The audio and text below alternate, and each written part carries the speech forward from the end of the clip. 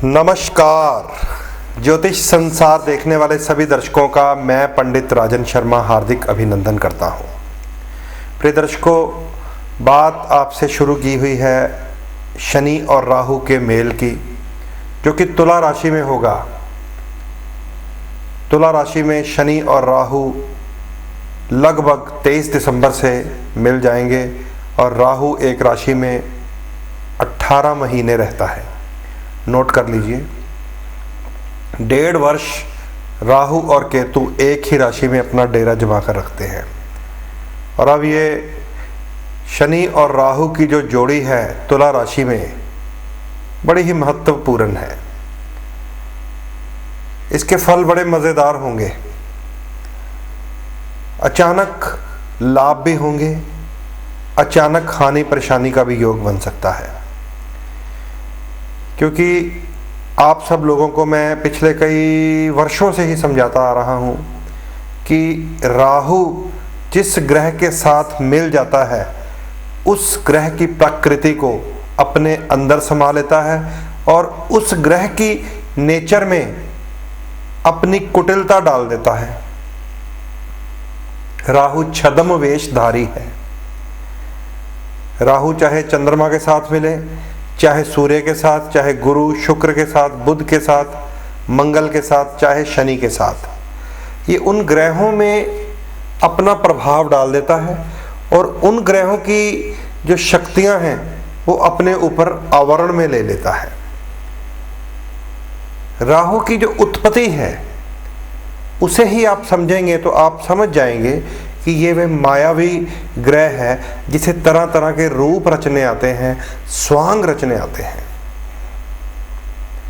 क्योंकि देव असुर जब सागर मंथन के बाद अमृत प्राप्ति के लिए भगवान विष्णु की लीला में बैठे हुए थे, तो ये चतुर राहु जो था, जिसका उस समय नाम स्वरभानु था, ये सिंहिका राक्षसी का पुत्र है। स्वरभानु नाम का ये राक्षस, इसने अपना रूप बदला और देवताओं की पंक्ति में जाकर बैठ गया, ताकि भगवान विष्णु मोहिनी के रूप में देवताओं को जो अमृत पिला रहे हैं उसका ये भी एक हिस्सेदार बन जाए। यानी कि प्रभु ने अपनी लीला रचने के लिए इन पात्रों का प्रयोग किया है, जिन्हें राहु और केतु कहा जाता है। अगर थोड़ा सा और पीछे जाएंगे आप तो भगवान विष्णु के 2 पार्षद हैं, जय और विजय। ये उन्हीं की आत्मा के अंश हैं, राहु और केतु। क्योंकि प्रभु ने जब भी अपना कोई खेल रचना है, जब भी अपनी लीला रचनी है, उन्हें अपने पात्र चाहिए। फिर वो चाहे उन्हें नायक का रोल दें, चाहे खलनायक का रोल दें, चाहे वो किसी अवतरण में राम के रूप में नायक बन जाएं और रावण के रूप में खलनायक बन जाएं, लेकिन वो सब प्रभु की लीला के पात्र हैं। ये लीलाएं इसलिए की हैं प्रभु ने, क्योंकि जब सृष्टि की रचना हो गई तो इंसान को जीवन किस प्रकार जीना है, किस प्रकार अपने जीवन में सफलता और असफलता को प्राप्त करना है, हासिल करना है, उसकी विधियां बता दी जाएं। तो प्रभु ने फिर कथाओं की रचना की है, अवतारों की रचना की है। प्रभु ने ये अवतार ही लिए हैं। उन्होंने हमें बताया है कि द्यूत कीड़ा में अगर जुआ खेलते हुए पांडव अपनी पत्नी को दांव पर लगा देंगे तो हार ही जाएंगे। चाहे फिर कृष्ण रूप में वो उनके साथ ही रहते हों, लेकिन अधर्म में वो उनके साथ नहीं होंगे। उन्होंने ये बताया है कि मां लक्ष्मी चाहे माता सीता का अवतार ले ले, अगर लक्ष्मण रेखा का उल्लंघन करेगी तो फिर उसे रावण जैसे आताताई की कैद में भी रहना पड़ेगा। तो ये सब एक लीला का रूप है, लेकिन प्रभु हमें शिक्षा देने के लिए अवतार लेते हैं। प्रभु हमें समझाने के लिए, मृत्यु लोक के वासियों को ज्ञान देने के लिए अलग अलग प्रकार के रूप धारण करते हैं। उन्हीं में ये राहु है। राहु छद्म वेशधारी है, इसे तरह तरह के भेष बदलने आते हैं। ये सारी बातें आपको ज्योतिष में काम आएंगी। रावण का एक मामा था, उसका नाम था मारीच। ये रामायण का पात्र है। मारीच ने सोने के हिरण का रूप धारण कर लिया, स्वर्ण मृग, और माता सीता के आसपास जाकर घूमने लग गया। सीता माता कहने लगी कि मैंने अभी अभी एक सोने का हिरण देखा है, मुझे वो लाकर दीजिए। प्रभु से ये कहने लगी तो प्रभु ने कहा कि हे देवी, सोने का कोई मृग नहीं होता, स्वर्ण मृग कभी नहीं होता। लेकिन मां सीता कहने लगी नहीं, मैंने देखा है, ये सब लीला है। तो जो मारीच रूप बदलकर स्वर्ण मृग बनता है, वो राहु की माया है, वो राहु की शक्ति है, वो राहु की चाल है। फिर लंकापति रावण एक साधु का रूप धरता है, वो राहु की चाल है। इसे आप समझते जाइए कि राहु सोने का मृग बनकर भी हमें छलने के लिए आ सकता है। और राहु ने अगर पीला वस्त्र पहन लिया, मस्तक पर त्रिपुंड लगा लिया, गले में माला पहन ली, तो वो साधु के वेश में भी हमें तरह तरह के प्रपंच रचता हुआ दिखाई दे सकता है। इसे ज्योतिष में प्रयोग कैसे करना मैं आपको बताऊंगा। यहां से एक उदाहरण ले लीजिए कि देव गुरु धनु और मीन राशि के स्वामी हैं। जब धनु राशि में या मीन राशि में राहु होंगे, अब ये समझ लीजिए क्योंकि वो गुरु के घरों में हैं, तो ये राहु पीला वस्त्र धारण कर लेता है, मस्तक पर तिलक लगा लेता है। गुरु और राहु का ये एक तरह से मेल माना जाता है। दिखाई तो गुरु देगा लेकिन चंडाल होगा, क्योंकि उसके अंदर कुटिलता राहु की होती है। इसी प्रकार जब राहु और बृहस्पति इकट्ठे हो जाए तो फिर वही हाल, दिखाई तो गुरु देगा लेकिन अंदर आवरण राहु का होगा। तो ये गुरु और राहु कब मिलते हैं, क्या करते हैं, ये तो आने वाले एपिसोड्स में मैं आपके साथ साझा करता जाऊंगा। अभी इस बात को समझ लीजिए कि राहु एक छद्म वेशधारी है, राहु एक मायावी ग्रह है। राहु की माया जब चलती है तो प्रभु क्षण भर के लिए अपनी आंखें मूंद लेते हैं कि अभी तुमने जो करना है कर लो।